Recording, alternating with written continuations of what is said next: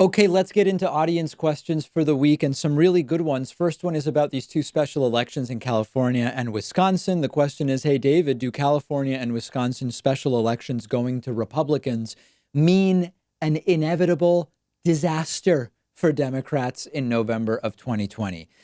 The answer is no. The answer is no. So if you've not been following these two races, you had the 7th congressional district in Wisconsin and the 25th congressional district in California, two special elections. Both went to the Republican candidates. Mike Garcia defeating Christy Smith in California's 25th. Wisconsin's 7th went to the Republican candidate Tom Tiffany. So let's talk first about California and then about Wisconsin. But before we even do that, special elections tend to have low turnout. And in particular, we know that one party benefits from lower turnout. Republicans benefit from lower turnout. So you have to be very careful about taking, especially not just any special election, but in the case of California's 25th, a special election in a historically red district, at least when it comes to members of Congress, and saying, hey, alert, low turnout special election went to the Republican. This spells trouble in the fall. There could be trouble in the fall for Democrats and for Joe Biden in the 25th, but this is not evidence of it. So let's start with California 25th. California 25th is this district that was held by Democratic Congresswoman Katie Hill. Katie Hill ended up resigning. She resigned because she was involved in a relationship with a staffer. Nothing illegal took place, but it does violate House ethics guidelines, and so she resigned. So a couple of things then went on. You had this jungle primary for the November race simultaneously with the special election primary. With the special election, you had a blowback effect where this is, they call it a purple district, but this was a seat that was held for 25 years by Republican Buck McKeon, and then for 4 years by Republican Steve Knight. They call it a purple district, but it's been a Republican-held district at the congressional level for a really, really long time. And then it went to Katie Hill, and Katie Hill had to resign. And there was a blowback effect to some degree that has nothing to do with what we would expect to see in the fall. So that's number one.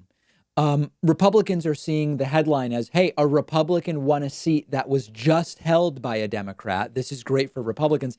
The real story is that Katie Hill had taken the seat that had been held by Republicans for a really long time, and it doesn't tell us that Trump is going to start winning blue states in 2020. Then you get to Wisconsin's 7th.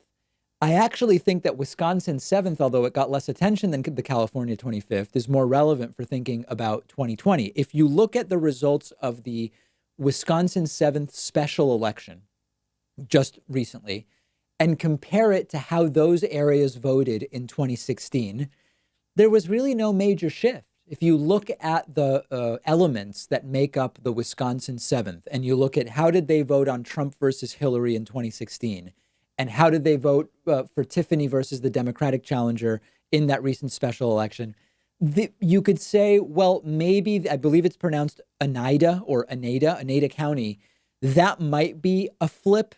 That came within 20 votes in the judicial election that just took place. It's going to be pretty similar to 2016. So Wisconsin 7th is potentially more consequential when thinking about 2020 because any small change in Wisconsin could flip the state. When you look at California, you can argue about California's 25th as a sort of guidepost for what might happen bigger picture in California. But Trump's not going to win California no matter what, right? Katie Hill resigned. She was a Democrat, now a Republican won. Been a Republican state for decades before it was Katie. It doesn't matter because Biden's going to win California. In Wisconsin, even these small shifts, the margin was small enough in Wisconsin. I don't remember exactly what, I think it was about 20,000 votes.